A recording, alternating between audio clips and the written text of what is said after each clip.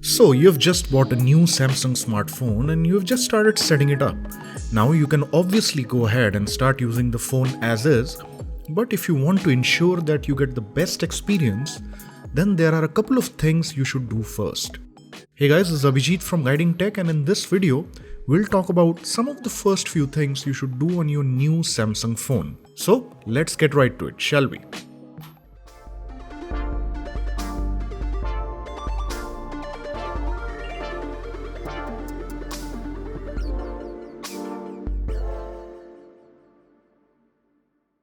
Enabling navigation gestures is the first thing you should do while setting up your new Samsung device. By default, most Samsung devices ship with the traditional navigation bar with the 3 buttons at the bottom, and while these work just fine, I think gesture-based navigation is vastly more intuitive. Thankfully, most modern Samsung phones that ship with Android 9 out of the box allow you to easily set up navigation gestures. To do so, jump into the Settings app and open up the Display settings.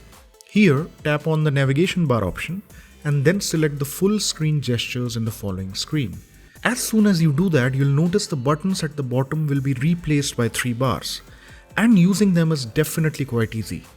Once you're done with that, you should go ahead and uninstall all the bloatware. While Samsung has done a great job of reducing the number of pre-installed apps in One UI, it still includes a few unnecessary apps, especially on budget and mid-range phones. Just open up the app drawer and go through all the apps installed on your device. Keep the ones that you want to use and uninstall the rest. If that sounds like a tedious process, you can go ahead and install Unapp from the Play Store, which will help you uninstall multiple apps from your phone in one go. And while we are on the topic of removing apps, you should also disable all the duplicate Samsung apps that you won't be using to prevent them from running in the background. For instance, I'm sure you're going to be using Google Chrome or Firefox as your primary browser, so it makes sense to disable the stock browser app. To disable duplicate apps, just tap and hold on the app icon and then tap on the app info button, then select disable in the following screen. Easy, right?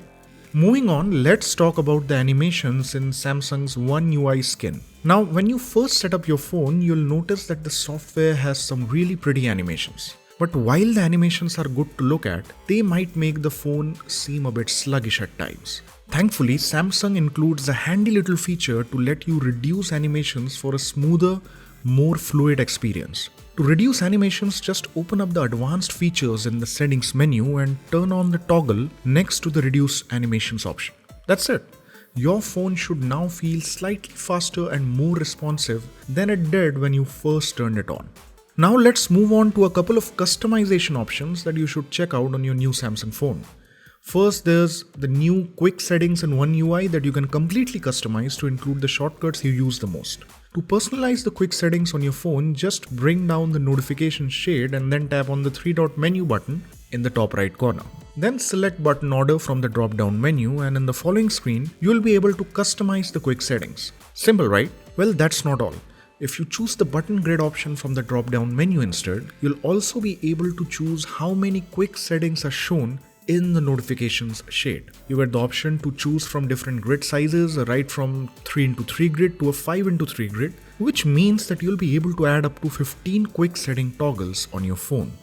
Now, if you've purchased a Samsung device with an AMOLED display, then you'll definitely have access to the Always On Display feature. This feature essentially lets you see some important information like time, date, and notifications right on your phone screen, even when the display is turned off. But did you know you can customize its appearance? To customize the Always On Display, open up the Settings app and select the Lock Screen and Security option. Here, tap on Always On Display and then tap on Clock Style to choose from a variety of different pre-installed themes. In case you don't like any of those, then you can also swipe to the right and tap on the paintbrush icon to download more themes from the Galaxy Theme Store.